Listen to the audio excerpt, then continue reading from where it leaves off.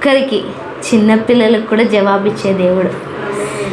ఎవరి అడిగినా కానీ వారి స్థాయికి దిగి దేవుడు జవాబిచ్చే గొప్ప దేవుడు. నిజంగా అందరికీ క్లియర్గా, పర్ఫెక్ట్గా ఆయన దేవుడు మాట్లాడుతున్నందుకు దేవుడికి కృతజ్ఞతాస్తుతులు చెల్లిస్తున్నాం. మనం పరిశుద్ధాత్మ గురించి మాట్లాడుకుంటున్నాము. అపోస్తుల కార్యం మొదటి అధ్యాయంలో శిష్యులకున్న ప్రశ్న, నాట్ ఓన్లీ శిష్యులు, అప్పుడు వాళ్ళు అడిగింది, కానీ ప్రపంచవ్యాప్తంగా ఉన్న వారందరికీ దేవుడు ఒక్కటే ఆన్సర్ ఇచ్చేశాడు. ఓన్లీ ది హోలీ స్పిరిట్, పరిశుద్ధాత్మ రాజ్యం నిలబడాలన్నా, కూల్చబడాలన్నా, లేకపోతే ఏది జరగాలన్నా కానీ అది పరిశుద్ధాత్మ వలన మాత్రమే జరుగుతుంది అనేసి మాట్లాడడం జరిగింది.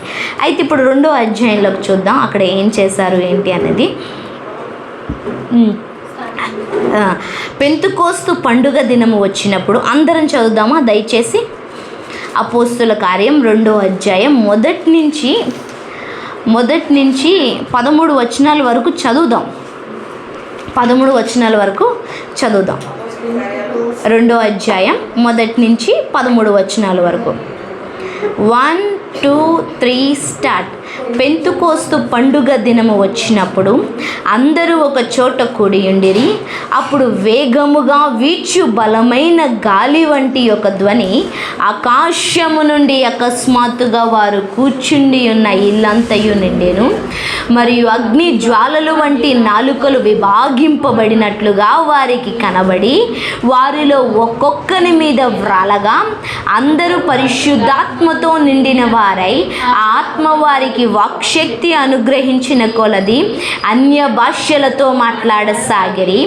ఆ కాలమున ఆకాశము క్రింద నుండి ప్రతి జనములో నుండి వచ్చిన భక్తిగల యూదులు యెరూషలేములో కాపురముండిరి. ఈ శబ్దము కలుగగా జనులు గుంపులుగా కూడి వచ్చి ప్రతి మనుష్యుడు తన సుభాషతో వారు మాట్లాడుట విని కలవరపడిరి. అంతటా అందరూ విభ్రాంతి నుండి ఆశ్చర్యపడి, ఇదిగో మాటలాడుచున్న వీరందరూ గలిలయులు కారా? మనలో ప్రతివాడు తాను పుట్టిన దేశపు భాషతో వీరు మాటలాడుట మనము వినుచున్నామే. ఇదేమి పారతీయులు, మాదీయులు, ఎలామీయులు, మెసొపొతేమియా, యూదయ, కప్పదోకియా, పొంతు, ఆసియా, ఫ్రుగియా, పంఫూలియా, ఐగుప్తు అను దేశములందలి వారు, కురేనే దగ్గర లిబియా ప్రాంతముల యందు కాపురమున్నవారు, రోమా నుండి పరవాసులుగా వచ్చిన వారు, యూదులు, యూదా మత ప్రవిష్టులు, కెత్రేయులు, అరాబీయులు మొదలైన మనమందరమును వీరు మన భాషతో దేవుని గొప్ప కార్యములను వివరించుట వినుచున్నామని చెప్పుకొని అందరూ విభ్రాంతి నొంది ఎటు తోచక ఇది ఏమగునో అని ఒకరితో నొకడు చెప్పుకొనిరి. కొందరైతే వీరు కొత్త మద్యముతో నిండి ఉన్నారని అపహాస్యము చేసిరి. అయితే పేతురు ఆ పదనొక్కరితో కూడా లేచి నిలచి బిగ్గరగా వారితో ఇట్లా నేను, యూదయ మనుషులారా, యెరూషలేములో కాపురమున్న సమస్త జనులారా, ఇది మీకు తెలియనుగాక. చెవియొగ్గి నా మాటలు వినుడి. మీరు ఊహించినట్లు వీరు మత్తులు కారు, ప్రొద్దుపొడిచి జామైనా కాలేదు. యోవేలు ప్రవక్త ద్వారా చెప్పబడిన సంగతి ఇదే, ఏమనగా అంత్య దినముల యందు నేను మనుష్యులందరి మీద నా ఆత్మను కుమ్మరించెదను. మీ కుమారులను మీ కుమార్తెలను ప్రవచించెదరు. మీ యవ్వనులకు దర్శనము కలుగును, మీ వృద్ధులు కలలు కందరు. ఆ దినములలో నా దాసుల మీదను నా దాసురాండ్ల మీదను నా ఆత్మను కుమ్మరించెదను గనుక వారు ప్రవచించెదరు. పైన ఆకాశమందు మహత్కార్యములను, కింద భూమి మీద సూచక్రియలను, రక్తము అగ్నిని, పొగ ఆవిరిని కలుగజేసెను. ప్రభు ప్రత్యక్షమగు ఆ మహాదినము రాకపునుపు సూర్యుడు చీకటిగాను చంద్రుడు రక్తముగాను మారుదురు. అప్పుడు ప్రభువు నామమును బట్టి ప్రార్థన చేయు వారందరూ రక్షణ పొందుదురు అని దేవుడు చెప్పుచున్నాడు. ఆమేన్. చదువుకున్నా అంటే మొదటి ఆ పెంతుకోస్తు దినం, అసలు పెంతుకోస్తు దినం ఏంటి అని చూసుకున్నట్లయితే ఇది 50వ రోజు కిందకి వస్తుంది. ఏ 50వ రోజుకి అనేసి అంటే యేసు ప్రభువారు చనిపోయి 3వ రోజున తిరిగి లెగిచారు. ఆ 3వ రోజును కాకుండా యేసుక్రీస్తు ప్రభువారు చనిపోయిన 40వ రోజున ఆయన ఆరోహణం అయిపోయారు. 50వ దినాన్న వీరు పరిశుద్ధాత్మను పొందుకున్నారు. దాన్ని పెంతుకోస్తు దినం అని పిలుచుకున్నారు. అయితే వాళ్ళకు ఒక ఆచారం ఉంది. మనం ఆదికాండం నుంచి నిర్గమాకాండం, లేవికాండం అక్కడ చూసుకుంటే మనకి అర్థమవుతుంది. పెంతుకోస్తు దినం ఒక పండుగ వాళ్ళకి. పెంతుకోస్తు అనే ఒక పండుగ అనమాట. ఆ పండుగను ఆచరించాల. ఎక్కడున్నా కానీ ఆ టైంకి స్వదేశమైన యెరూషలేముకి వచ్చి వాళ్ళు ఏం చేయాలి? ఆ పండుగను ఆచరించాల. మందిరంలో వాళ్ళు కనిపించాలన్నమాట. అందుకని వ్యాపార నిమిత్తము, లేదంటే స్థిరపడడం కోసం, లేదంటే అక్కడ ఇక్కడ చెదిరిపోయిన వారు, లేదంటే దేనికోసమో వెళ్ళిపోయిన వాళ్ళు ఉన్నారు కదా, వాళ్ళు ఎక్కడికి వెళ్ళినా కానీ పెంతుకోస్తు దినాన్ని ఎక్కడికి వస్తారు? యెరూషలేం పట్టణానికి వచ్చేస్తారు. అట్లాగే యెరూషలేం పట్టణానికి వాళ్ళు పెంతుకోస్తు దినానికి ముందే వాళ్ళు చేరుకోవడం జరిగింది. అయితే యేసయ్య చనిపోయారు, తిరిగి లేచారు. అంతేకాకుండా 40వ దినాన్ని ఆరోహణమయ్యి వెళ్ళిపోయే ముందు ఈ మాటలు చెప్పారు. ఏది ఇందాక మనం చదువుకున్నాం కదా, ఏంటి? మొదటి అధ్యాయము 8వ వచనం. అయితే పరిశుద్ధాత్మను పంపిస్తాను, అదే మీకు జవాబు అంటే ఇప్పుడు మన వాళ్ళందరూ కూర్చొని ఇట్లాగే రూమ్లో అందరూ ప్రార్థన చేస్తున్నారు. అయితే అక్కడ ఇంచుమించు 120 మంది అనే ఒక సంఖ్య రాయబడి ఉంది. అయితే బైబిల్ స్కాలర్స్ కానీ, బైబిల్ టీచర్స్ కానీ, లేదంటే థియాలజీ చెప్పేది ఏంటి అంటే ఖచ్చితంగా 120 మంది ఉన్నారా అని, అది కరెక్టేనా, నెంబరు కౌంటా అని ప్రశ్నించారు కూడా. మాకు జవాబు రాలేదు. అయితే వాళ్ళు చెప్పిన ఆన్సర్ ఏంటి అనేసి అంటే, ఒక సంఘం ఏర్పడాలి అన్నా, లేదంటే ఒక నిర్ణయం, లేదంటే ఒక ఆలోచన, లేదంటే ఒక జీవో, ఒక స్టేట్మెంట్ పాస్ అవ్వాలంటే ఆ దినాల్లో ఇంచుమించు ఆ సభకి 120 మంది ఒప్పుకోలు పలికితేనే తప్ప ఆ స్టేట్మెంట్ వర్ధిల్లదంట. ఇప్పుడు 2-3 సాక్షులు ఉంటేనే తప్ప జడ్జిమెంట్ పాస్ చేయమంటారు కదా. నువ్వు చూసావా? ఎవరు చూసారు చంపానని? చంపాము అనేసి కోర్టులో కేసు ఫైల్ చేస్తే అవ్వదు. చంపారు అనేసి 2-3 సాక్షుల చేత మనం ఏమి ఇప్పించాలా? రుజువు ఇప్పిస్తేనే, సాక్ష్యం ఇప్పిస్తేనే అప్పుడు ఆ కేసు బలంగా నిలబడుతుంది. అట్లాగే ఈ పెంతుకోస్తు దినాన్ని గురించి, పరిశుద్ధాత్మ దినాన్ని గురించి ఆ స్టేట్మెంట్ బయటికి రిలీజ్ చేయటం కోసం 120 మంది ఆమోదం ఉంటేనే దాన్ని ఒప్పుకుంటాం, లేదంటే ఒప్పుకోము అన్న ఆ సభ, లేదంటే అన్న కోరిక. ఎందుకంటే రోమ సామ్రాజ్యం కింద అది నడుస్తుంది కనుక అప్పుడు ఆ శిష్యులందరూ కూడా మించుమించు అక్కడ చాలామంది ఉండొచ్చు, కాకపోతే 120 మంది సంఖ్య రాశారు అని ఒక మాట. ఇది ఎంతవరకు సత్యమో ఎంతవరకు తెలియదు, కానీ థియాలజీలో థీసిస్లో చాలామంది ఆ వ్యక్తి ఇట్లా చెప్పాడు, ఈ వ్యక్తి ఇట్లా చెప్పాడు, ఈ వ్యక్తి ఇట్లా చెప్పాడు అనేసి ఉంటుంది అనమాట. అందులో ఒక మాట ఇదనమాట. అయితే 120 మంది ఇంచుమించు, అందుకే రాయబడి ఇంచుమించు 120 మంది కలిసి ప్రార్థన చేస్తుంటేనంట. అప్పుడు అంటే 40వ దినాన్ని నుంచి 50వ దినానికి, అంటే ఎన్ని దినాలు? 10 రోజులు వీరు కలిసి ప్రార్థన చేస్తుంటే దేవుడు ఏం చేశాడు? పరిశుద్ధాత్మను కుమ్మరించడం జరిగింది. అయితే ఆ మొదటి వచనం నుంచి చూద్దాము. పెంతుకోస్తు పండుగ దినము వచ్చినప్పుడు అందరూ ఒక చోట కూడియుండిరి. ఆ పెంతుకోస్తు దినాన్ని ఆచరించడానికి వాళ్ళందరూ కూడుకొని ఉన్నారు. అప్పుడు వేగముగా వీచు బలమైన గాలి వంటి ఒక ధ్వని ఆకాశము నుండి అకస్మాత్తుగా వారు కూర్చుండి ఉన్న ఇల్లంతా నిండెను. ఏమైంది? వేగముగా వీచు బలమైన గాలి హఠాత్తుగా వారు కూర్చుని ఉన్న ఇల్లంతయు నిండెను. ఇక్కడ స్టార్టింగ్ దేవుడు దేన్ని వాడుకున్నాడు? ప్రకృతిలో గాలిని వాడుకున్నాడు. అందుకే చాలాసార్లు గాలికి పరిశుద్ధాత్మ సూచన అని మాట్లాడుతూ ఉంటారు. పావురానికి ఎందుకు పావురం పరిశుద్ధాత్మకు సూచన అంటే, ఆయన బ్యాప్టిజం తీసుకొని బయటకు వస్తున్నప్పుడు దేవుడు పరిశుద్ధాత్మ రూపము పావురం రూపం వలె కనిపించింది కాబట్టి చాలామంది పావురాన్ని పరిశుద్ధాత్మ రూపంగా చెప్తారు. ఆయన నీటిలో బాప్టిజం తీసుకొని వచ్చాడు కాబట్టి చాలామంది నీటిని గురించి కూడా పరిశుద్ధాత్మ రూపం అని చెప్తారు. అట్లాగే గాలి, మనం ప్రార్థనలో ఉన్నప్పుడు చల్లని గాలి, లేదంటే హఠాత్తుగా ఒకేసారి గాలి వచ్చి మనల్ని తాకింది, అది పరిశుద్ధ. ఎందుకంటే దేవుడు ఉపయోగించుకునే సైన్స్ అన్నమాట, అంటే ప్రకృతిలో కొన్ని విషయాలను. అట్లాగే అగ్ని కూడా, ఎందుకంటే ఇక్కడే రాయబడి ఉంటుంది, బలమైన గాలి వంటి ఒక ధ్వని ఆకాశం నుండి అకస్మాత్తుగా వారి కూర్చుని ఉన్న ఇల్లంతా నిండెను, మరియు అగ్ని జ్వాలలు వంటి. అందుకు అగ్నిని చూచినప్పుడు కూడా చాలామంది ఇది పరిశుద్ధాత్మకు సూచన అని వాడతారు. ఈ 4 కూడా కరెక్టే: అగ్ని, గాలి, నీరు, పావురము. నాకు పావురంలా కనిపించింది, నీకు అగ్నిలా కనిపించింది, ఇది పరిశుద్ధాత్మ కాదు, నాదే పరిశుద్ధాత్మ అనడానికి లేదు. ఇంకో విషయం చెప్తున్నాను, దేవుడు దేనైనా యూజ్ చేసుకోవచ్చు. ప్రజెంట్ ఆ టైంని బట్టి ఏమో దానికి కూడా ఏదో కారణం ఉండుంటుంది, సైంటిఫిక్ నాలెడ్జ్ ఏదో ఉండుంటుంది.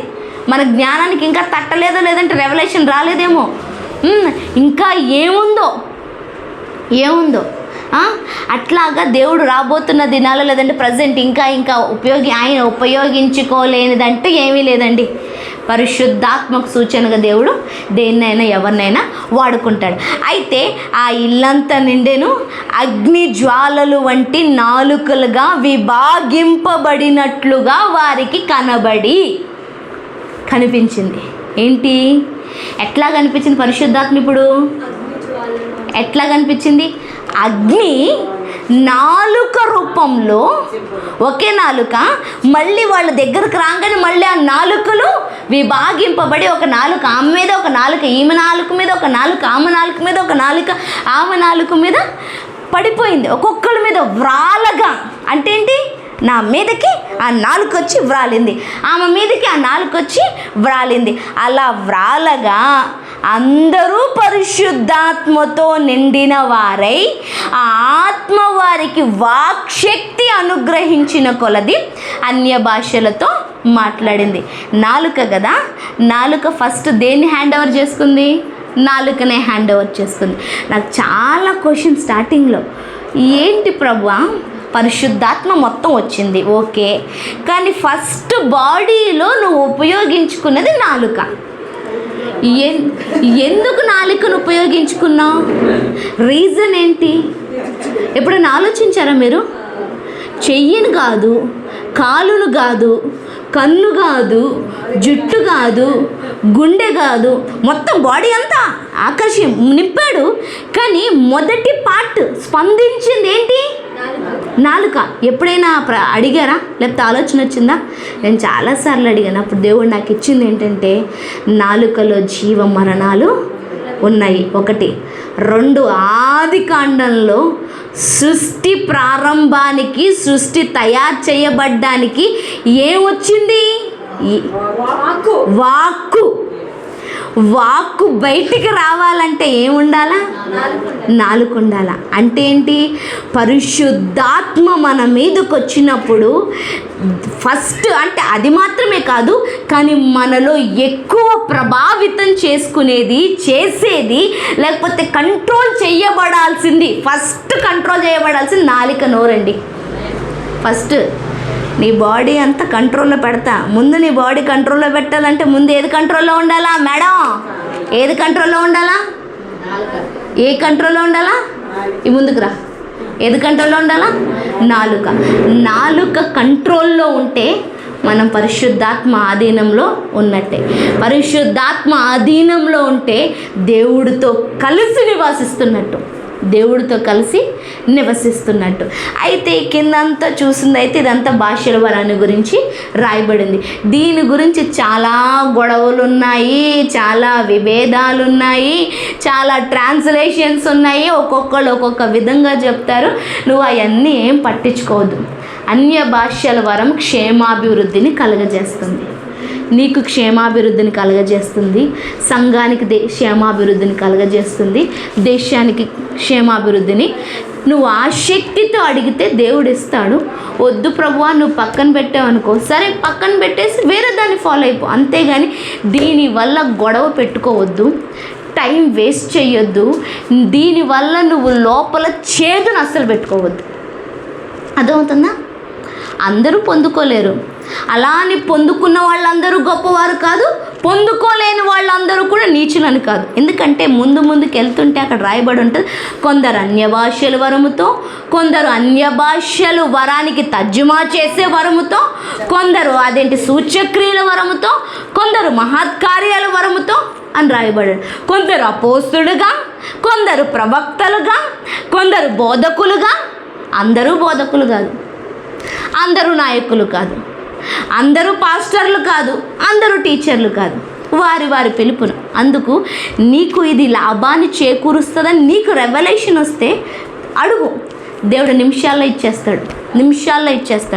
నేను కిచెన్ రూమ్లో మోకాళ్ళేసి ప్రార్థన చేస్తే దేవుడు ఇచ్చాడు. అట్లా నాకు అనిపించింది ఇంపార్టెంట్, నా నాలుకకి ఇది అవసరం, నా జీవితానికి అవసరం అని అనిపించింది. అప్పటి నుంచి నేను మాట్లాడుతూనే ఉన్నాను. దేవుడు దాని నుంచి నాకు చాలా క్షేమాభివృద్ధిని, నా జీవితాన్ని ట్రాన్స్ఫార్మేషన్ చేసిందంటే నేను క్లియర్గా చెప్పగలను. సాక్ష్యం, ఇది నా సాక్ష్యం. అన్య భాషల వల్ల నాకు ఎంతో లాభాన్ని, ప్రయోజనకరాన్ని చేకూర్చింది. ఒకవేళ నీకు అది కాలేదనిపించింది అనుకో, వాక్యాన్ని పట్టుకొని పరిగెత్తా. అంతేగాని టైం వేస్ట్ చేయొద్దు, వాదనలు పెట్టుకోవద్దు. ఏం పెట్టుకోవద్దు? ఎందుకంటే నీ నాలుకలోనేమున్నాయి? జీవ మరణాలున్నాయి. మనం జీవాన్ని ప్రకటించడానికి ఉద్భవించిన వాళ్ళము. మనం అనేక మంది జీవితాలను బాగు చేయడానికి ఉద్భవించిన వాళ్ళము. యేసుక్రీస్తు ప్రభువు ఆదిలో ఎట్లాగైతే దేవుడు భూమి కలుగును గాక అని పలకగా భూమి ఎలాగైతే కలిగిందో, అలాగే మనుషులకి జీవాన్ని కలిగించటానికి దేవుడు మనల్ని నియమించుకున్నాడు. ఆయన ప్లేస్లో మనల్ని నియమించుకున్నాడు. మనం పలకాల. అందుకని నోటితో ఎవరిని పడితే వారిని దూషించొద్దు. అర్థమవుతుందా హేమ? ఈ నోటితో ఎవరిని పడితే వారిని దూషించొద్దు, పలకొద్దు, అరవద్దు, శాపనార్థాలు. ఎందుకంటే మనం ఏమంటే అదే జరుగుతుంది. అందరినీ మనమే శపించుకుంటూ పోతే ఇంకెట్లా ఆల్రెడీ ప్రపంచం పాడైపోయింది, జనాలు పాడైపోయింది, నాశనం అయిపోతున్నారు. మనం కూడా శపిస్తే ఇంకెవరండి రక్షించేది? ఇంకెవరు రక్షించేది? అందుకే మన నోట్లోంచి ఎప్పుడు జీవము పలికే అలాగని కరెక్ట్ చెయ్యొద్దని చెప్పట్లే, కానీ దేవుడు చెప్తేనే కరెక్ట్ చేయి. దేవుడు చెప్పకపోతే ప్రార్థన చేసుకుంటూ కాముగా కూర్చోవడం. అయితే ఇక్కడ వీళ్ళకు వచ్చిన సందేహం ఏంటంటే, వాళ్ళు విభ్రాంతి నొందారంట వాళ్ళు మాట్లాడే భాషలు చూసి. ఎందుకంటే ఇక్కడ మనం చాలా ప్రాంతాల గురించి చదువుకుని ఇంచుమించు 11-15 ప్రాంతాలు ఉంటాయి ఇక్కడ. అయితే వాళ్ళు ఏమంటున్నారు? మేము పారతీయుల దేశం నుంచి వచ్చాము, మేము మాదీయుల దేశం నుంచి వచ్చాము, మేము ఎలామీయులము, మేము మెసొపొతేమియా. అంటే ఎక్కడ ఉంది మెసొపొతేమియా? ఇక్కడ ఆఫ్రికాలో ఉంటుంది. మెసొపొతేమియా నుంచి వచ్చాము, మేము కప్పదోకియా నుంచి వచ్చాము, మేము పొంతు నుంచి వచ్చాము, మేము ఆసియా నుంచి వచ్చాము, మేము లిబియా నుంచి వచ్చాము, మేము రోమా నుంచి వచ్చాము. ఎందుకంటే మాకు రోమా భాష, ఎందుకంటే అక్కడే జీవిస్తున్నాం, మేము రోమా భాష వచ్చు. అట్లాంటిది నువ్వు గలిలయుడు కదా, రోమా భాష ఎట్లా మాట్లాడుతున్నావు? నేను వచ్చాను రోమా నుంచి, నేను జీవిస్తున్నాను రోమాలో, నాకు రోమా భాష వచ్చు. మరి నువ్వెట్లా రోమా భాషలో నాకు ఏసేని గురించి చెప్తున్నావు? నువ్వెట్లాగా నాకు మాదీయుల దేశంలో చెప్తున్నావు, నువ్వెట్లాగా నాకు జర్మన్ భాషలో చెప్తున్నావు, నువ్వెట్లాగా నాకు నైజీరియా భాషలో చెప్తున్నావు? వీళ్ళంతా విభ్రాంతి నొందిపోయి. ఎందుకంటే వీళ్ళు ఇక్కడే ఉన్నోళ్ళు, మేము వచ్చిన వాళ్ళు, మేము మాట్లాడితే ఎందుకంటే మేము నేర్చుకున్నాం, అట్లాంటి మీరు మాట్లాడుతున్నారేంటి అనేసి వాళ్ళు విభ్రాంతి నొందారు. అయితే ఇక్కడ 2 ఉన్నాయి. వాళ్ళు డైరెక్ట్గా పారతీ భాషలోను, ఎలామీయుల భాషలోను, మెసొపొతేమియా భాషలోను, రోమా భాషలోను మాట్లాడారు. వీళ్ళు విన్నారు. అదొకటి చెప్తారు. అదొకటి చెప్తారు. రెండోది, దేవుడి భాషతో వీళ్ళు మాట్లాడుతుంటే వీళ్ళకి రోమా భాషలో వినపడుతుంది. దేవుడు భాషతో మాట్లాడుతుంటే వీళ్ళకి మెసపతోమియా భాషలో వినబడుతుంది. దేవుడు భాషతో మాట్లాడుతుంటే వీళ్ళకి జర్మనీ వినబడుతుంది. దేవుడు భాషతో మాట్లాడుతుంటే ఇక్కడ తెలుగు వినబడుతుంది. ఈ రెండు చెప్తారు. అందుకే నేను రెండు చెప్పాను. ఈ రెండు విషయాలు చెప్తారు. ఏ దయ్యమైనప్పటికీ వారి నోటిని దేవుడు ఆధీనంలోకి తీసుకొని వీళ్ళకి సువార్తను ప్రకటించాడు. వీళ్ళకి సువార్త మెయిన్ థీమ్, అది మెయిన్ థీమ్. దేవుడి భాష, అన్య భాషలు, దేవుడితో మర్మములు మాట్లాడే మాట, దేవదూతల మాట అని కూడా కొరింథీయులకు రాసిన పత్రికలో దేవదూతల భాష అని కూడా రాయబడి ఉంది. అయితే దీంట్లో లెవెల్స్ ఉన్నాయి, ప్రేయర్స్ ఉన్నాయి, చాలా ఉన్నాయి. అదంతా ముందు ముందు చూద్దాం ఒకవేళ టైం ఉంటే. ఇప్పుడు జస్ట్ పైన మాత్రమే మనం మాట్లాడుకుంటున్నాం. ఎప్పుడైతే మన నాలుకను దేవుడికి ఇస్తామో అవతల వ్యక్తికి అర్థమయ్యేలాగున దేవుడు మాట్లాడతాడు. అది పాయింట్. నువ్వు తెలుగులో మాట్లాడుతున్నావా, ఇంగ్లీష్లో మాట్లాడుతున్నావా, అరబ్బీలో, ఇక్కడ అరబ్బీలు కూడా ఉన్నారు, అరబ్బీలో మాట్లాడుతున్నావా, మరాఠీలో మాట్లాడుతున్నావా అన్నది పాయింట్ కాదు. ఎదుటి వారికి అర్థమయ్యేలాగున దేవుడు మాట్లాడతాడు. ఎప్పుడు? మన నాలికనిచ్చినప్పుడు, మన నాలికనిచ్చినప్పుడు. అందుకే మనం ఏమి ఇవ్వాలి దేవుడికి? నా నాలుకను ఉపయోగించుకో ప్రభువా, నా నాలుకను ఉపయోగించుకో ప్రభువా. మనుషులతో మాట్లాడితే మనుషుల్లాగానే మాట్లాడతామండి. అదే దేవుడితో ఎక్కువ సమయాన్ని గడిపి దేవుడిలాగా అంటే దేవుడు భాషను మాట్లాడుతూ ఉంటే, దేవుడు భాషతో మాట్లాడుతుంటే దేవుళ్ళలాగా ఇతరులతో మనము మాట్లాడగలుగుతాం, దేవుళ్ళలాగా. అయితే ఇది ఒక పాయింట్. నెక్స్ట్ పాయింట్ ఏంటి అంటే, ఇక్కడ ఒక వ్యక్తి లేచి నిలబడి దానికి వివరణ ఇస్తున్నాడు. ఎవరు? పేతురు గారు. 12 మందిలో 12 మందిలో, ఎందుకంటే ఇంకో వ్యక్తి 12 మందిలోంచి పేతురు గారు లేచి, అయ్యా మేము తాగలేదయ్యా, ఇంకా పొద్దే బొడవలేదు, 7 మందు షాప్ ఓపెన్ చేస్తారు చూడు, వాసన వస్తుందేమో చూడు, నేను వైను తాగలేదు, మందు తాగలేదు, బ్రాందీ తాగలేదు, మేము పరిశుద్ధాత్మ చేత నింపబడి అన్య భాషల వరముతో మాట్లాడుతున్నాము. నేనేమి రోమాకి ఏమన్నా వచ్చాను అనుకుంటున్నావా? రోమా ఏడుందో కూడా నాకు తెలీదు. నేను అరబ్బీ రాలేదయ్యా, కొయిటా రాలేదు, దుబాయ్ రాలేదు, నాకు అరబ్బీ భాష రాదు. కానీ నా నాలుకను దేవుడు స్వాధీనంలోకి తీసుకొని నేను ఏదో నాకు తెలియకుండా నేను మాట్లాడుతూనే ఉన్నాను. కానీ నీకు అర్థమైంది ఏంటంటే నేను యేసుక్రీస్తు గురించి చెప్తున్నానని నీకు అర్థమైంది. ఇది మందు మత్తు వల్ల వచ్చిన భాష కాదు, దేవుడి శక్తి వల్ల వచ్చిన భాష అని పేతురు గారు వివరిస్తున్నారు. అదే పేతురు లైఫ్ ఆ పరిశుద్ధాత్మ రాకముందు, యేసయ్య తిరిగి లేవకముందు, సిలువకు అప్పజెప్పేటప్పుడు ఎలా ఉంది? సిలువకు అప్పజెప్పేటప్పుడు ఎలా ఉంది? పేతురు గారు ఏమన్నారు అదే నోటితోటి? యేసయ్య ఎవరో తెలియదన్నాడు. చిన్న పిల్లతో చెప్పాడు. కోడి కూయక ముందే 3 సార్లు బొంకేశాడు. ఏమని? నాకు తెలీదు. అక్కడ ఒక పిల్ల, అక్కడ ఒక సైనికుడు, అక్కడ సమాజంలో ఒక వ్యక్తి, 3 వ్యక్తులు. ఇప్పుడు ఎంతమంది ముందు నిలబడ్డాడు?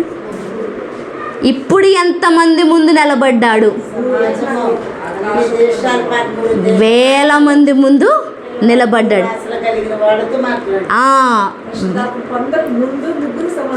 పరిశుద్ధాత్మ పొందక ముందు 3కి జవాబు చెప్పలేకపోయాడు. కానీ పరిశుద్ధాత్మ సహాయముతో నింపబడి, పరిశుద్ధాత్మతో మాట్లాడుతూ, పరిశుద్ధాత్మ చేత ఇప్పుడు కంప్లీట్గా తేలిపోయి, అంటే స్పాంజ్ లాగా ఫుల్గా నింపబడిపోయి, ఇప్పుడు వేల మంది ముందు నిలబడి ఏం చేస్తున్నాడు? వివరణ ఇస్తున్నాడు, మాట్లాడుతున్నాడు, సందేహాలు క్లియర్ చేస్తున్నాడు, అనుమానం లేకుండా స్పష్టంగా బల్లగుద్ది చెప్తున్నాడు. ఏం చెప్తున్నాడు? బల్లగుద్ది చెప్తున్నాడు. ఏమని? మేము తాగింది మందు కాదు, మీరు ఎవరినైతే సిలువ వేశారో ఆయనే లోక రక్షకుడు. అంతకుముందు మీరు సిలువ వేస్తున్న యేసయ్య ఎవరో నాకు తెలీదు, నేను ఇప్పుడు మీతోటే చూస్తున్నాను. ఎవరంటారు ఆయన అని మాట్లాడాడు. అంటే గెస్ట్ అనమాట. ఇప్పుడు గెస్ట్ లాగా మాట్లాడాడు అంతకుముందు. కానీ ఇప్పుడు పరిశుద్ధాత్మ వచ్చినప్పుడు పశ్చాత్తాపానికి గురి చేస్తారు, పాపాన్ని గురించి నీతిని గురించి ఒప్పుకోలు చేస్తారు. అంటే ఆ అన్య భాషలు మాట్లాడుతున్నప్పుడే నాకు తెలుసు ఆయనకు అనుకుంటాను, రే నువ్వు అప్పుడు తెలీదు అన్నావే ప్రభువా నన్ను క్షమించండి, నన్ను క్షమించండి, నన్ను క్షమించండి అని ప్రార్థన చేస్తుంటచ్చు. పశ్చాత్తాపడ్డాడు, ఇక నిర్ణయం కూడా తీసుకున్నాడు, ఇక నేను అలాంటి తెలీదు అని చెప్పను. ఆ రోజు ముగ్గురు ముందు నిలబడలేకపోయాను, ఇప్పుడు ఎవరి ముందైనా నేను నిలబడతాను అన్న ఒక నిర్ణయాన్ని తీసుకోగలిగాడు పరిశుద్ధాత్మ వచ్చిన తర్వాత. నిజంగా పరిశుద్ధాత్మ మనకి ధైర్యాన్ని ఇస్తుంది, ఒప్పుకోల్ని ఇస్తుంది, పశ్చాత్తాపాన్ని ఇస్తుంది, మన జీవితాన్ని అద్దంలాగా చూసుకునేలాగా చేస్తుంది. ఎలాగా? అద్దం ముందు నిలబడినప్పుడు మన డ్రెస్సు, మన జుట్టు, మన ముఖం ఎట్లా కనపడుతుందో పరిశుద్ధాత్మ ముందు పరిశుద్ధాత్మతో నింపబడినప్పుడు మనము ఎలా ఉన్నామో మనకి కనిపిస్తుంది. మనము ఎలాగున్నామో మనకి, నాకు అనుకుంటాను పరిశుద్ధాత్మ పొందుకోగానే అక్కడ ఉన్న 120 మందికి వాళ్ళు ఎలా ఉన్నారో వాళ్ళకి కనిపించేసి ఉంటారు. అప్పుడు అర్థం, చీచి నేను ఇలా ఉండకూడదు, మార్చబడ. చాలామంది అనుకుంటారు పరిశుద్ధాత్మ పరిశుద్ధులకే వచ్చిద్ది అనుకుంటారు, పరిశుద్ధులకి ఇంకెందుకు వచ్చి రావటం? అంతే కదా. ఇప్పుడు నువ్వు ఫుల్గా డ్రెస్అప్ అయిపోయి మంచి చీర కట్టేసుకొని జడేసేసుకొని రెడీ అయిపోయి అన్నీ అయిపోయావు, నీ దగ్గరికి బ్యూటీషియన్ వచ్చి నేను వచ్చి నీకు తల దువ్వుతాను చీర కడతా, ఇంకెందుకు? అయిపోయిన తర్వాత అవసరం లేదు కదా, ఇంకా తయారైపోయావు కదా, ఇంకేం అవసరం లేదు. నువ్వు తయారవ్వకపోతే నేను వచ్చి అమ్మ నీకు స్నానం చేపిస్తా, అమ్మ నేను నీకు చీర కడతాను, అమ్మ నీకు జుట్టేస్తాను, అమ్మ ఈ క్రీమ్ రాసుకో, ఇగో ఈ కాటిక పెట్టుకో, ఇగో ఈ కళ్ళజోడు పెట్టుకో, ఈ చెప్పులు వేసుకో అని చెప్తాం. పెళ్ళి కూతుర్ని రెడీ చేయడానికి 6 గంటలకు వెళ్తారు, 6 గంటలకు వెళ్తారు, 10 గంటలకు వెళ్ళరు ఎవరును. అర్థమవుతుందా? పెళ్ళి కూతురు మీ అందరికీ తెలుసు, పెళ్ళి కూతుర్ని రెడీ చేయడానికి ఎన్ని గంటలకు వెళ్తారు? పొద్దుట వెళ్తారు. పొద్దుట అమ్మ లేలే స్నానం చేసి చీర కట్టుకో, తెల్ల చీర, అమ్మో మచ్చలు పడిపోద్దు, జాగ్రత్త అని 6 గంటల నుంచి రెడీ చేస్తారు పెళ్ళి కూతుర్ని. అట్లాగా పరిశుద్ధాత్ముడు మనల్ని సిద్ధపరచడానికి వచ్చాడు. పరిశుద్ధులు ఎవ్వరు పరిశుద్ధులు కాదు, మళ్ళీ చెప్తున్నాను, ఎవ్వరు నీతిమంతులు కాదు. మన నీతి దేవుడి ముందు మురికి గుడ్డలాగా కనబడుతుంది, మురికి గుడ్డలాగా. అందుకే దేవుడు పరిశుద్ధాత్మను పంపించాడు సత్యాన్ని బోధించడానికి, మనని దేవుడి రూపంలోనికి. ఇప్పుడు యేసయ్య చూస్తున్నాడు, అక్కడ వెయిట్ చేస్తున్నాడు. ఎవరి కోసం? నా వధువు వస్తుంది, పరిశుద్ధాత్మను పంపించాను, మంచిగా అలంకరించి తీసుకొస్తుంది నా వధువుని అని చూస్తున్నాడు. ఆయన వెయిట్ చేస్తున్నాడు. పరిశుద్ధాత్ముడు వచ్చాడు. ఇప్పుడు మనకేం చేస్తున్నాడు? లేలే నీ పాపంలో ఉన్నావు, ఆ మలినంతో ఉన్నావు, స్నానం చేయి, శుద్ధి చేసుకో, నేను చేపిస్తాను, నువ్వు ఇబ్బంది పడుకో. ఇదిగో ఇక్కడ ఈ మట్టి అంటుకుంది, ఈ కల్మషం ఉండకూడదు, ఇక్కడ ఈ అసూయ ఉంది, ఈ మచ్చ ఉండకూడదు అనేసి ఆయన ఏం చేస్తున్నాడు? సబ్బెట్టి రుద్ది మనకు తలస్నానం అంతా చేసేసి రక్షణ వస్త్రాలు ధరింపజేసి, అందుకే తెల్లని వస్త్రాలు, రక్షణ వస్త్రాలు ధరింపజేసి, నీ జుట్టు ఇలా ఉండాలి, అలా ఉంటేనే నీ ప్రియుడైన యేసయ్యకి ఇష్టం. చాలామంది హెయిర్ స్టైల్స్ ఉంటాయి, నాకు జుట్టు నార్మల్గా వదిలేసుకోవడం ఇష్టం, అందుకే ఎప్పుడు క్లిప్ పెట్టుకొని వదిలేసుకుంటే ఇది నాకు ఇష్టం. చాలామంది ప్రశ్నిస్తారు, జడేసుకోవచ్చు కదా, కొప్పెట్టుకోవచ్చు కదా, పాస్టమ్ గారు కొప్పెట్టచ్చు. నేను అడిగాను దేవుణ్ణి, ప్రభువా నీకు ఇష్టమా నేను కొప్పు పెట్టుకోవడం లేదంటే పైకి పెట్టుకోవడం? నాకు నీ జుట్టుతో అభ్యంతరం లేదు జ్యోతి అని చెప్పాడు దేవుడు. ఎందుకంటే చాలామంది నన్ను ప్రశ్నించారు, చాలా మీటింగ్స్కి వెళ్తాను కదా, ఓకే సిస్టర్ మీరు ఒళ్ళంతా కనిపించుకోకుండా చీర మంచిగా కట్టుకుంటారు, ఆ జుట్టు కూడా పైకి పెట్టుకుంటే బాగున్నానన్న. జుట్టు పైకి పెట్టుకుంటే నా మెడలు వాసిపోతాయి, అది నాకు తెలుసు. అందుకు నేను జుట్టు నార్మల్గా వదిలేసుకుంటాను, క్లిప్ పెట్టుకుని నార్మల్గా వదిలేసుకుంటాను. నేను అడిగా, ప్రభువా నిన్ను ఏమైనా నిన్ను బాధ పెడుతుందంటే నేను పైకి పెట్టుకుంటా. నాకు నీ జుట్టుతో అభ్యంతరం లేదు జ్యోతి, నాకు నీ హృదయం కావాలా. నువ్వు ఎట్లా నిలబడి ప్రసంగం చెప్తున్నావు, భారంతో నిలబడుతున్నావా, ఒట్టిగా క్యాజువల్గా నిలబడుతున్నావా అన్నది చూస్తాను తప్ప నీ జుట్టు ముందుకు వచ్చిందా వెనక్కి వచ్చిందా నేను చూడను జ్యోతి అని దేవుడు మాట్లాడాడు. అప్పటి నుంచే ధైర్యంగా ఎవరేమన్నా కానీ ఫోన్లే అనేసి నేను మేనేజ్. దేవుడు మాట్లాడతాడు. అందుకే పరిశుద్ధాత్మ వచ్చి అంటది, నువ్వు ఇట్లా నిలబడితే నీ ప్రియుడికి ఇష్టం, నువ్వు ఇలా ఉంటే నీ ప్రియుడికి ఇష్టం ఉండదు, అందుకే దీన్ని ఇట్లా కరెక్ట్ చేసుకో, ఇది ఇలా వద్దు అనేసి ఆయన వచ్చి మనకి ఏం చేస్తాడు? అలంకరిస్తాడు, మనల్ని మారుస్తాడు. ఈ మార్చే ప్రాసెస్ ఒక రోజులో అవ్వదు. It's an procedure. బ్యాప్టిజం తీసుకోవడం, రక్షణ పొందటం 1 నిమిషం 10 నిమిషాలు ఒక రోజులో అయిపోయేది. కానీ పరిశుద్ధాత్మ చేత అలంకరింపబడటం అంటే పరిశుద్ధాత్మ చేత దేవుడికి నచ్చే విధంగా మార్చబడటం, పరిశుద్ధాత్మ చేత దేవుడి రూపంలోనికి మారటం ఒక్కరోజు 1 నెలలో అయ్యే పని కాదు. అది రోజు రోజు రోజు రోజు రోజు రోజు జరిగే ప్రక్రియ, రోజు రోజు రోజు జరిగే ప్రక్రియ. అందుకే మనం రోజు మార్పును చూడాలా, రోజు మార్పును చూస్తాం, రోజు మార్పును చూడాలా, చూపించాలా. మార్పు కోసం మనం ఏం చేయాలా? ప్రయత్నించాలా. పేతురు జీవితం పరిశుద్ధాత్మకు ముందు ఒకలాగుంది. నిజంగా చూడండి, మళ్ళీ 2వ అధ్యాయానికి 3వ అధ్యాయానికి చాలా తేడా ఉంటుంది, చాలా తేడా ఉంటుంది. మళ్ళీ 3వ అధ్యాయానికి 4వ అధ్యాయానికి చాలా తేడా ఉంటుంది. అక్కడ అధికారులు, శాస్త్రులు, పరిసయ్యుల ముందే నిలబడి మాట్లాడతాడు. నీ మాట వినాలా, దేవుడు మాట వినాలా?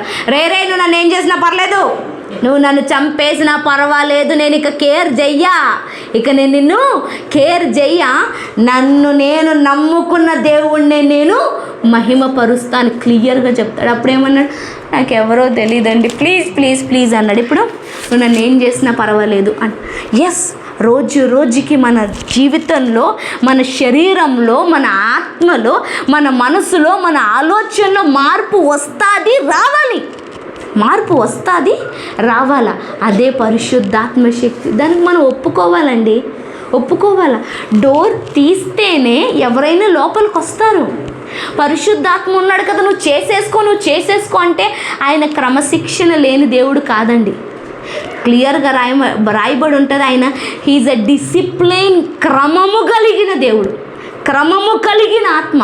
అల్లరికి ఆటపాటలకి కర్త కాదు.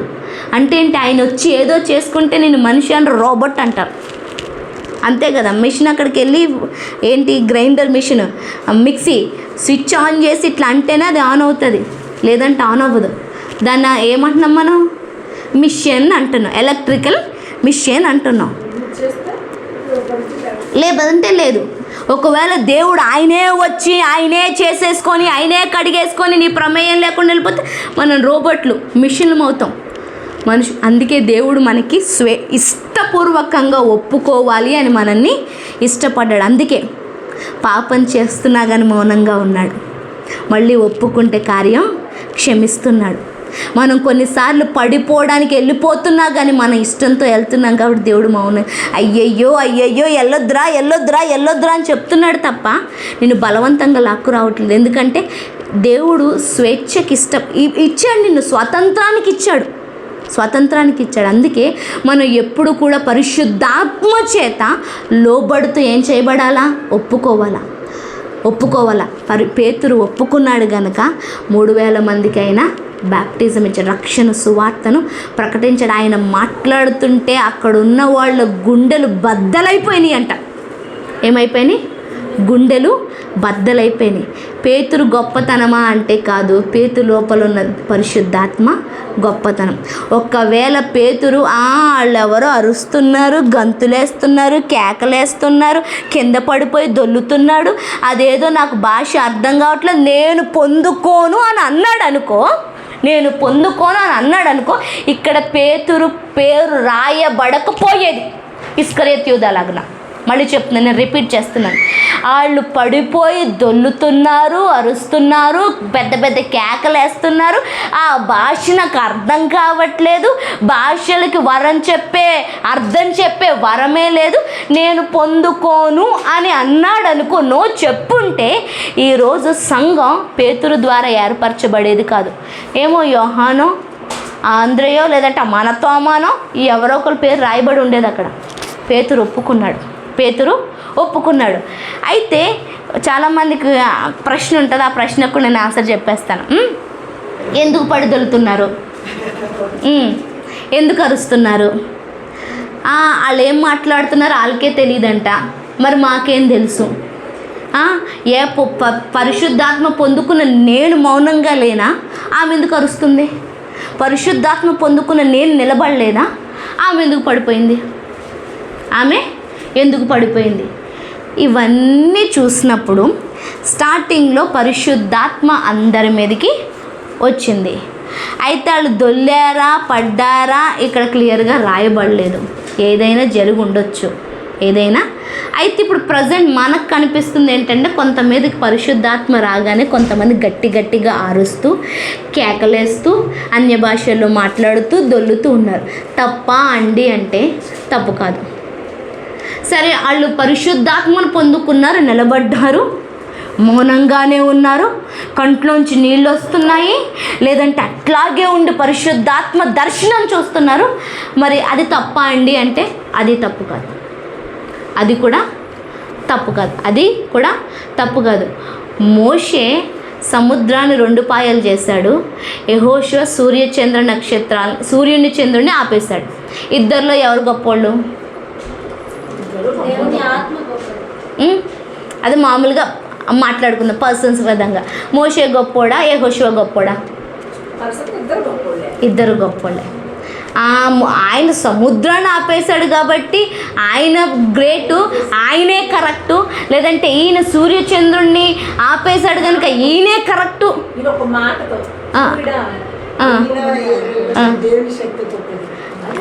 ఇద్దరు శక్తి ఒక్కటే, ఇద్దరు దేవుడి శక్తే, కాకపోతే పర్సన్స్ గురించి మనం మాట్లాడుకుంటున్నాం. ఇద్దరు గొప్ప. అట్లాగే కేకలేసినోడైనా నిలబడే ఇద్దరై కూడా పరిశుద్ధాత్మ ఆధీనంలోనే ఉన్నారు.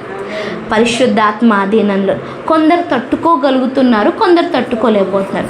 కొంతమందికి బాడీ మూవ్ అయిపోతుంది, కొంతమందికి బాడీ మూవ్ అవ్వట్లేదు. కొంతమంది దర్శనం చూస్తున్నాడు, ఇక్కడ కొంతమంది స్వస్థత పొందుకుంటున్నారు, దొల్లుతున్నారు. రెండూ తప్పు కాదమ్మా, రెండూ తప్పు కాదు. పరిశుద్ధాత్మ ఒక్కొక్కళ్ళతో ఒక్కొక్కలా డీల్ చేస్తాడు. నేను చెప్పాను కదా, మార్నింగ్ చెప్పాను, నా గర్వాన్ని నా అహంకారాన్ని సేవకుల ఇంట్లో దేవుడు తీస్తాడు, కొంతమందికి ఇంట్లోనే తీస్తాడు. చెప్పలేదా? నా కుటుంబం మధ్యలోనే నా గర్వం నా అహంకారం అంతా పోయిందని చెప్పిన సాక్ష్యాలు కూడా ఉన్నాయి. కొంతమందికి బైబిల్ కాలేజీలో, కొంతమందికి సేవకు వచ్చిన తర్వాత, కొంతమందికి సేవకు వచ్చి, అట్లాగా దేవుడు ఒక్కొక్కరిని ఒక్కొక్కలా డీల్ చేస్తాడు. అర్థం కాకపోతే తప్పు చెప్పట్లేదమ్మా, ఎందుకంటే పరిశుద్ధాత్మకు వ్యతిరేకంగా మాట్లాడితే క్షమాపణ లేదు. ఈ యుగమందే కాదు, రాబోవు యుగమందు కూడా ఎవరికి లేదు క్షమాపణ. పరిశుద్ధాత్మకు దూషణ చేస్తే అందుకు మనకు అర్థం కాకపోతే, ఎందుకంటే ఈ బుర్ర చాలా చిన్నది, ఈ బుర్ర చాలా చిన్నది. అందుకని వీడు భాషలో అర్థం చెప్పలేనప్పుడు మాట్లాడొద్దు అని అదే పౌలు అన్నాడు. అట్లాగని నువ్వు నోరు మూసుకొని ఉండొద్దు, అందరికంటే అన్య భాషలు ఎక్కువ వారని నేనే మాట్లాడుతున్నాను పౌలే అన్నాడు. అందుకని ఒకవేళ నీకు ఇంట్రెస్ట్ ఉంటే అన్య భాషలు వరాన్ని ఇమ్మని అడుగు.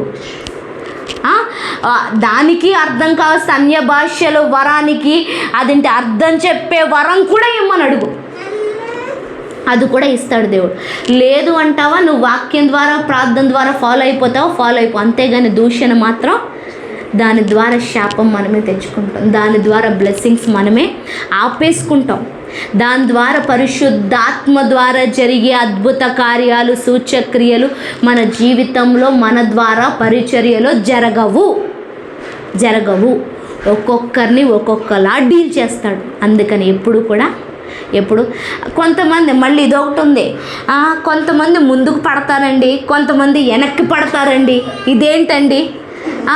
ముందుకు పడితేనేమో అదేంటి వెనక నుంచి దుష్టుడు తోసేశాడు, లేదంటే వెనక్కి పడితేనేమో ముందు నుంచి దేవుడు తోసేశాడు. ముందు వెనక అలాంటివి ఏమీ లేవు. అది గొలియాతుదంటే అదొక యుద్ధం, అది వేరే రెవల్యూషన్. పరిశుద్ధాత్మకు జోడి చెయ్యొద్దు. పరిశుద్ధాత్మకు దాన్ని మీరు లింక్ చెయ్యొద్దు. ముందుకు పడ్డా, వెనక్కి పడ్డా, పక్కకు పడ్డా, కింద పడ్డా, కూర్చున్న ఏదైనా పరిశుద్ధాత్మ కార్యమే. ఏదైనా నీకు అర్థమైతే స్తుతించు, అర్థం కాకపోతే మనం కాముగా ఉండటమే, కాముగా ఉండటమే. ఇంకా అయితే ఇక్కడ ఏమేం జరిగిందో మొత్తం అవన్నీ కూడా చెప్తున్నాడు. 22వ వచనం నుంచి ఆయన బోధన స్టార్ట్ అవుతుంది చూడండి. 17 నుంచే స్టార్ట్ అవుతుంది.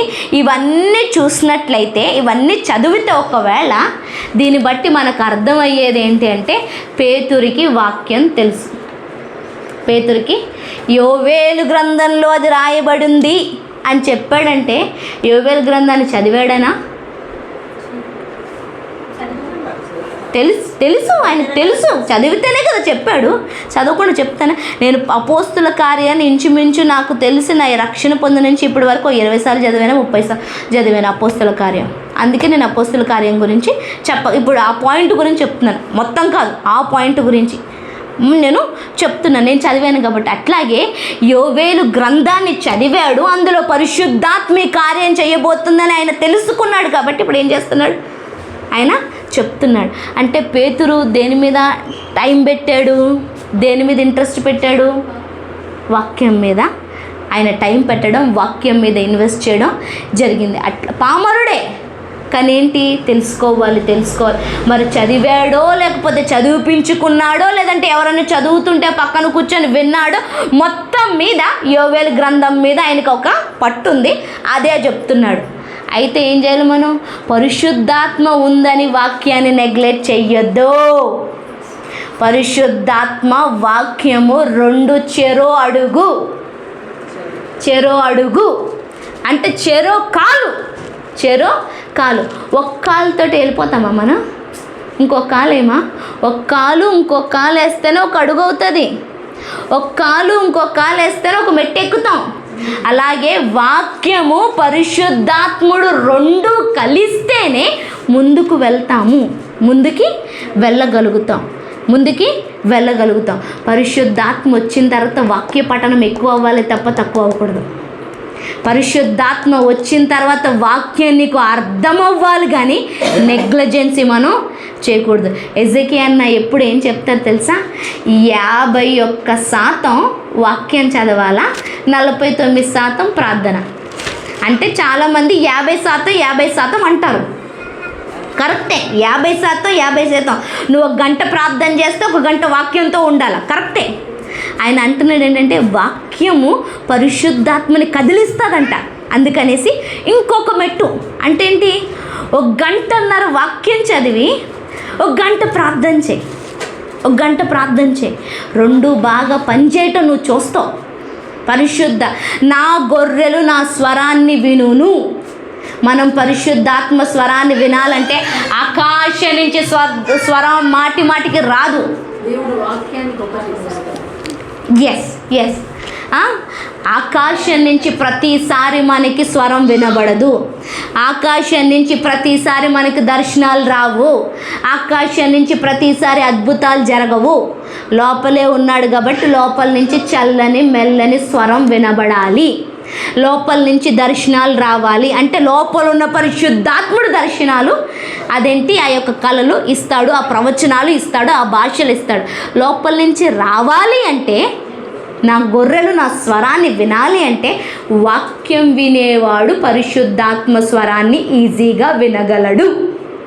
మళ్ళీ చెప్తున్నాను, వాక్యాన్ని చదివేవాడు, వాక్యానుసారంగా జీవించే వ్యక్తి, వాక్యానుసారంగా నడిచే వ్యక్తి పరిశుద్ధాత్మ స్వరాన్ని ఈజీగా త్వరగా వినగలడు. అలాగే వాక్యాన్ని చదువుతున్న వ్యక్తికి దర్శనాలకి అర్థం తెలుస్తుంది, కళలకు అర్థం తెలుస్తుంది. యోసేపు అంటాడు కదా, ఆ జైల్లో ఉన్న వాళ్ళకి కళలు వచ్చాయి, ఇద్దరికి, ఆ పానదాయకుడికి ఆ రొట్టెలు చేసేవాడికి కళలు వస్తే వాళ్ళు ఆ కళలకు అర్థం తెలియక చింతిస్తుంటే యోసేపు వచ్చి అడుగుతాడు, ఏనాయనా అనేసి. అంటే మాకు కళలు వచ్చాయి కానీ అర్థాలు తెలియదు అంటే, కళలకి అర్థం చెప్పడానికి దేవుడే కావాలా, దేవుడు నాలో లేడా అనేసి ఆ కళలకి అర్థం ఎట్లా చెప్పాడు? వాక్యం చేత చిన్నప్పటి నుంచి నింపబడ్డాడు కాబట్టి.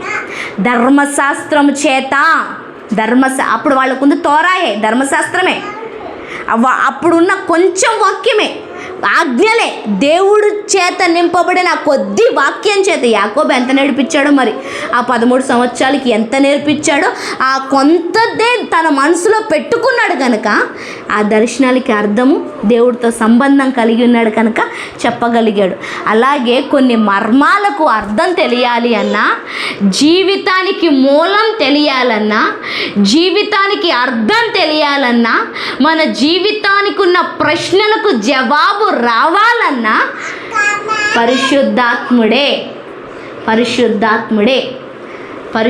అది వినాలి అంటే మళ్ళీ ఏం కావాలి? మనకి వాక్యం కావాలి. ఏం కావాలా? వాక్యం కావాలా. మనం వాక్యము, పరిశుద్ధాత్మ 2 సమపాలనలో ముందుకెళ్తున్నప్పుడు ఈజీగా పరిచర్యను ముందుకు తీసుకెళ్ళచ్చు. ముందేమో పరిశుద్ధాత్మను పొందుకున్నాడు, కిందేమో వాక్యాన్ని చెప్తున్నాడు. ఈ 2 చెప్పేటప్పటికి ఏమైందో 3 చూడండి, 36వ వచనం నుంచి. మీరు సిలువ వేసిన ఈ యేసునే దేవుడు ప్రభువుగాను క్రీస్తుగాను నియమించెను. ఇది ఇశ్రాయేలు వంశమంతయు రుడిగా తెలుసుకొనవలనని చెప్పెను. వారు ఈ మాట విని హృదయంలో నొచ్చుకొని, సహోదరులారా, మేమేమి చేతుమని పేతురుని కడమ అపోస్తులను అడగగా, పేతురు, మీరు మారు మనసు పొంది పాపక్షమాపణ నిమిత్తము ప్రతివాడు యేసుక్రీస్తు నామమున బాప్తీసము పొందుడి, అప్పుడు మీరు పరిశుద్ధాత్మను వరమును పొందుదురు. ఏమైందంట? హృదయంలో నొచ్చుకున్నారంట. ఏం రాయబడింది? హృదయంలో నొచ్చుకున్నారు. ఎప్పుడైతే పరిశుద్ధాత్మ దేవుని వాక్యం 2 కలుస్తుందో అవతల వాడి హృదయం నొచ్చుకుంటుంది, అవతల వాడు పశ్చాత్తాపడతాడు. మీరు ఏడవండ్రా, మీరు ప్రార్థన చేయండి అంటే ఎవడు ప్రార్థన చేయడు. అది పరిశుద్ధాత్మ కార్యం. అది ఎవరి కార్యం? పరిశుద్ధాత్మ కార్యం. ఆ పరిశుద్ధాత్మ కార్యం అవతల జీవితంలో జరగాలంటే నువ్వు మళ్ళీ ఎవరిని పంపించాలా? వాక్యాన్ని, పరిశుద్ధాత్మను పంపించినప్పుడు అది ఖడ్గంగా అవతలో నుంచి వచ్చినప్పుడు అప్పుడు మారు మనసు, రక్షణ, బాప్తిజం అనే కార్యక్రమాలు జరుగుతాయి. ఇప్పుడు అది జరగటానికి ఏమైంది? పేతురు ఏం పంపించాడు? పరిశుద్ధాత్మను, వాక్యాన్ని. ఇప్పుడు మనం వాక్యం ఒకటే పంపుతున్నాం, నిన్న మాట్లాడుకున్నట్టు పరిశుద్ధాత్మను పంపట్లే. అందుకే చాలామంది జీవితాలు అట్లాగే ఉన్నాయి. చాలామంది జీవితాలు ఇక్కడ చెప్తారా, చేసేస్తామండి ఈ రోజు నుంచి ప్రార్థన, కానీ ఇంటికి వెళ్ళిన తర్వాత రాదు. పప్ప నోట్లోంచి రాదు ప్రార్థన. పాపం చాలామంది ప్రార్థన చేద్దామని మోకాళ్ళు వేసిన వాళ్ళు ఉన్నారండి, కానీ ప్రార్థన రాదు. చాలామంది భారంతో నిలబడుతున్నారు, కానీ ఏం చేయాలో తెలియట్లేదు. ప్రసంగం, ఆ పరిచర్య ఏం చేయాలో తెలియట్లేదు. చాలామంది సేవ చేయటానికి డబ్బు ఉంది, కానీ ఎలా చేయాలో తెలియట్లేదు. చాలామందికి అది ఇది ఉంది, కానీ they don't know what to do, how to do, when to do. ఎప్పుడు చేయాలి, ఎలా చేయాలి? ఎందుకంటే కేవలం వాక్కు మాత్రమే. అందుకే అక్క చెప్పారు, అక్షరం చంపును, ఆత్మ జీవింపజేయును. అందుకు దేవుడి వాక్యాన్ని, పరిశుద్ధాత్మ 2 కలిపేసుకొని, అన్నం కూర 2 కలుపుకొని ముద్ద పెట్టుకుంటున్నాం కదా. అన్నం ఒక ముద్ద, ఇప్పుడు కూర ఒక ముద్ద, అన్నం ఒక ముద్ద, పప్పు ఒక ముద్ద. ఏం చేస్తున్నావు? అన్నం కూర. అలాగే నువ్వు, వాక్యము, పరిశుద్ధాత్ముడు మిక్స్ అయిపోయి దాంట్లోంచి వచ్చిన పిప్పును అవతలోళ్ళకి పంపిస్తే వాళ్ళు ఈజీగా రక్షణ పొందుతారు. అది రాబోతున్న దినాల్లో మనం చేయాల్సిన పరిచర్య. ఎందుకు ఇంకా భారతదేశం లాగానే ఉంది. 150 కోట్ల జనాభాలో మహా అయితే తిప్పితే 10 కోట్ల మంది, 20 కోట్ల మంది కూడా చూపించట్లేదు క్రైస్తవులు. ఇంకా 130 కోట్ల మందిని ఎవరు రక్షిస్తారు? వాక్యంగానే ప్రకటిస్తే ఏం జరగట్లే. వాక్యాన్ని, పరిశుద్ధాత్మను 2 కలిపి మనము కలిసిపోయి పంపిస్తే అవతల వాళ్ళ జీవితాల్లో రక్షణ వస్తుంది. ఎప్పుడైతే 2 పంపించాడో హృదయాలు నొచ్చుకొని ఆ రోజు బాప్టిజం తీసుకున్న వాళ్ళు చూడండి ఒకసారి 40వ వచనం. ఇంకను అనేక విధములైన మాటలతో సాక్ష్యం ఇచ్చి, మీరు మూర్ఖులకు ఈ తరము వారికి వేరే రక్షణ పొందుడని వారి వారిని హెచ్చరించెను. కాబట్టి అతని వాక్యము అంగీకరించిన వారు బాప్తిజము పొందిరి. ఆ దినమందు ఇంచుమించు 3,000 మంది చేర్చబడిరి. దినమందు ఒకే మీటింగు, ఒకటే ప్రసంగం, ఒకడే సేవకుడు, రిజల్ట్ 3,000 మంది. రిజల్ట్ 3,000 మంది. నేను అంటున్నాను, ఈ రోజు నుంచి రోజుకు 3,000 మంది అంటే అబ్బా, మరి ఎక్కువ రోజులు పడదు భారతదేశం రక్షణ పొందటానికి. ఛాలెంజ్ తీసుకుందాం. నేను కూడా అదే ప్రయాసలో ఉన్నాను. అందరం అట్లాగే ప్రభువా నువ్వు నేను కలుద్దాం. రోజుకు 3,000 మంది, రోజుకు 3,000 మంది, కనీసం రోజుకు 1,000 మంది, లేదంటే ఎంతో కొంత, రోజుకొకళ్ళు. నిజంగా ఛాలెంజ్ కింద తీసుకోకపోతే, మనలో రోషము లేకపోతే అట్లాగే ఉంటామండి.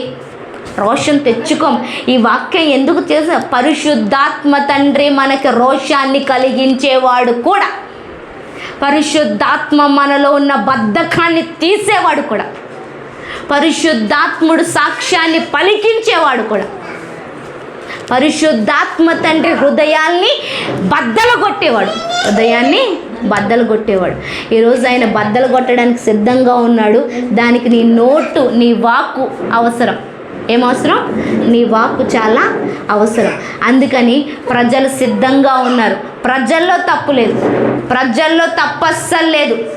ప్రకటించే మనలో తప్పు ఉంది. ప్రకటించే మనలో ఆత్మపూర్వకమైన కార్యాలు లేవు. ప్రకటించే మనలో క్రీస్తు లేక ఉట్టి వాక్యంతో చెప్తున్నా. అలా కాకుండా మనం మిక్స్ అవుదాం వాక్యంతో, పరిశుద్ధాత్మతో మనం ప్రకటిద్దాం. జనాన్ని రక్షింపచేద్దాం. ప్రార్థన చేసుకుందాం. దేవా మీకు స్తోత్రం, నీకు వందనాలు అయ్యా. ఇప్పుడు పరిచర్య చేయాల్సింది నేను కాదు తండ్రి. అలాగని పరిచర్యను ఒక్కడవే చేయవు. మన ఇద్దరం కలిస్తే పరిచర్య జరుగుతుంది తండ్రి.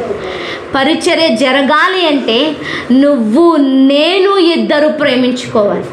నువ్వు నేను కలయిక.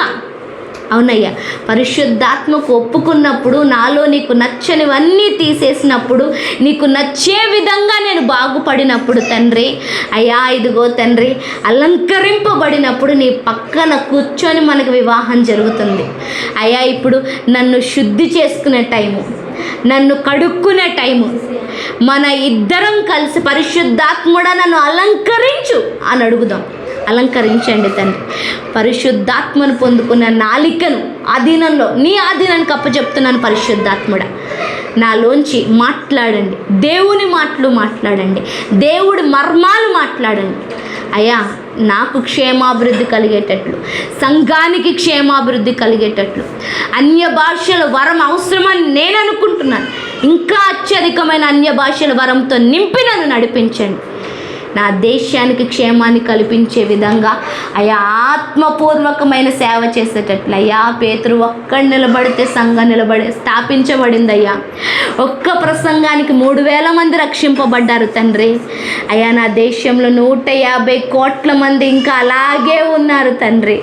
అయ్యా మరి వాళ్ళందరినీ మార్చే బాధ్యత మా మీద పెట్టారు తండ్రి.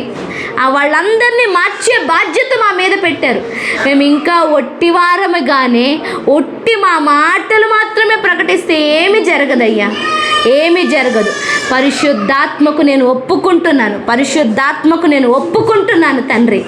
పరిశుద్ధాత్ముడా నువ్వు నేను కలిసి ప్రార్థిద్దాం. పరిశుద్ధాత్ముడా నువ్వు నేను కలిసి ధ్యానిద్దాం. పరిశుద్ధాత్ముడా నువ్వు నేను కలిసి అయ్యా దేశాన్ని మారుద్దాము, ప్రసంగిద్దాం. అయ్యా నా నోటిని అధీనంలో పెట్టుకుంటానయ్యా. ఇష్టం వచ్చినట్టు వాగను.